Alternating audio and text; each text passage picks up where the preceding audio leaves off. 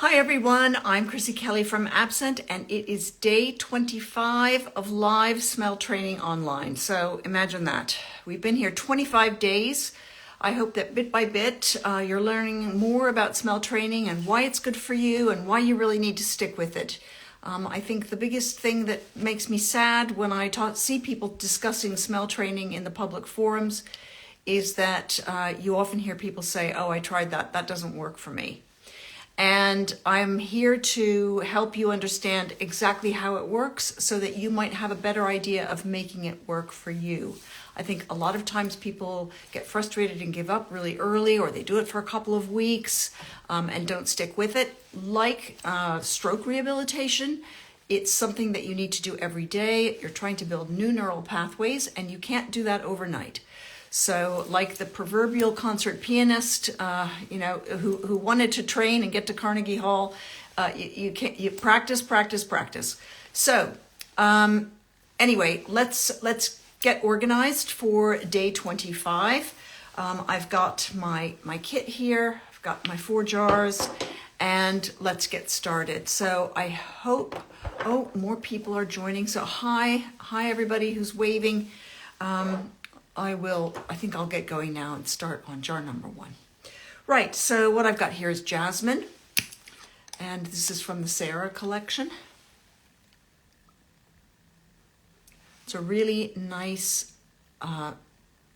deep floral, what's called a heavy white floral scent, and it's really nice. I'm getting a good impression of it today. So my sense of smell has been a bit up and down since I've had this horrible cold. Hi, Wendy. And I'm taking little tiny bunny sniffs. And as you can see, I'm talking in between. So when I'm doing that, I'm breathing normally. And you want to make sure that you also breathe normally. The kind of sniff that you need to get the volatile molecules up to where the smelling happens are little tiny sniffs. Normal breaths through your nose bring most of the air down into your lungs.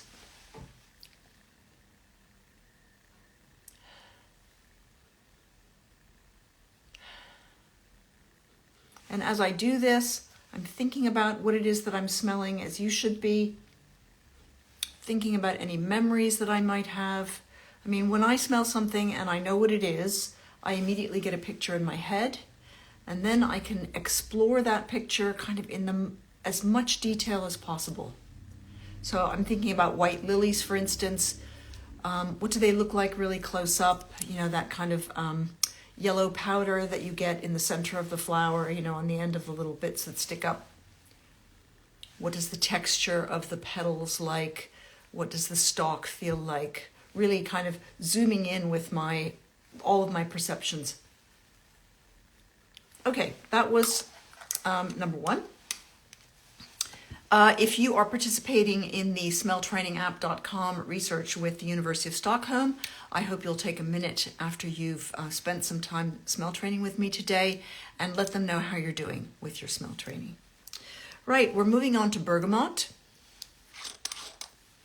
And for those of you who have read some of the research, the jars in the Sarah collection were taken from an article that was written called Modified Smell Training. That's where they looked at people who smell trained with, I think, 3 different sets of 4 smell training kits.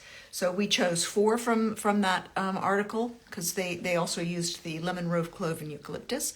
So of the other 2 sets of 4, we chose 4 that we thought would be good.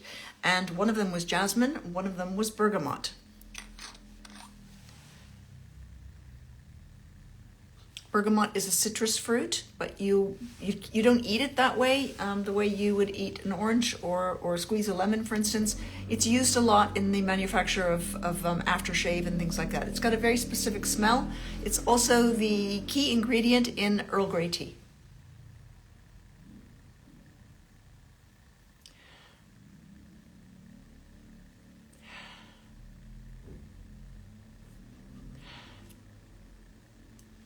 So, focusing my attention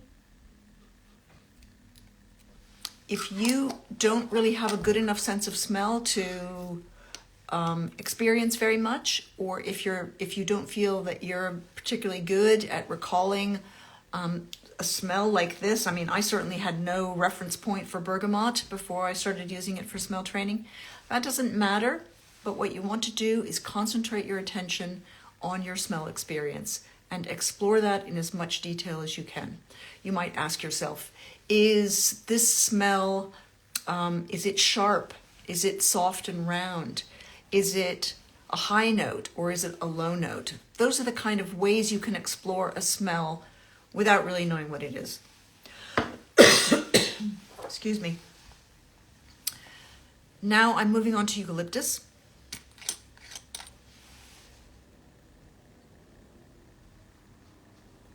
I've been using eucalyptus a lot. It's that cooling smell of Vicks Vapor Rub, that kind of tingly sensation. But for me, many fond memories of being a child and having, you know, Vicks Vapor Rub. It came in that blue jar. Do you remember that? With a green top.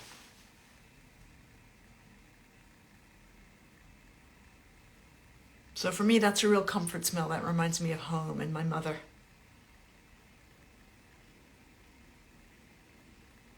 Just little sniffs.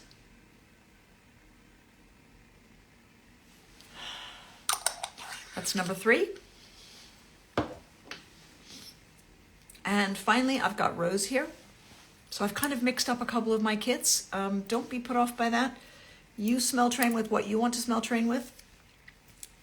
And of course, as always, the kits that we sell at Absent, they are 100% go to raise money to support the charity.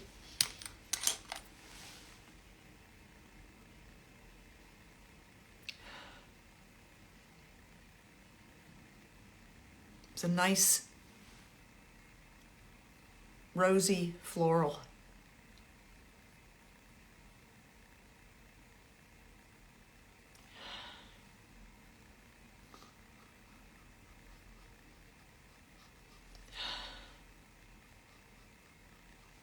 Good, good. So that was it for day 25. I hope that you have enjoyed this. And if you are interested in seeing any other of the live smell training events, do please go look here in the feed, or we're putting them all up together in one bunch on the YouTube channel. So that's just Absent. If you go onto YouTube and look for Absent Anosmia Support, you'll find us there. So that's it from me today. Thank you very much for joining me. So hi to everyone who's watching. It's been lovely to have you here, and I'll see you again tomorrow. Bye-bye.